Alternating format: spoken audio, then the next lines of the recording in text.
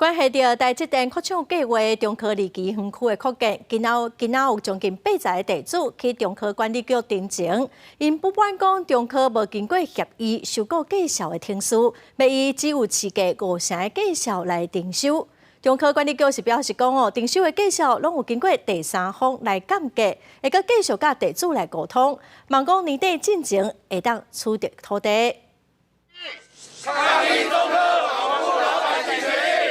将近80个地主甲地上物所权人来到中科管理局头前等布条抗议，讲不满中科管理局为着摕到2期园区要分的土地，拍算要下价征收，损害现有地主顶人权益。他被征收完，他在旁边根本买不回地。那如果说能够让地主能够说配地回去，以区段征收的方式，当然地主是100%赞同。抗议的民众批评中科管理局讲，干那要用无够市民一半的介绍来收土地，有人投资3000万，起一间1,800的工厂，所干那摕到1700万的补偿金。有地主阁提资料质疑讲，中科估价过程背后恐惊有咧使暗盘。有不公允的地方，无法完全把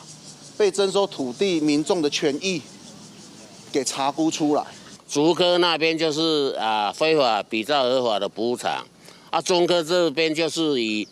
这个台中市的自治条例来搪塞。台积电拍算伫中科阁起2期园区，中科管理局表示，今年3月就开始协助去提用地，其中的89公顷当中，私人土地大约10公顷，内底包括107个地主甲地上物所权人，强调整个估价过程拢经过专业的评估。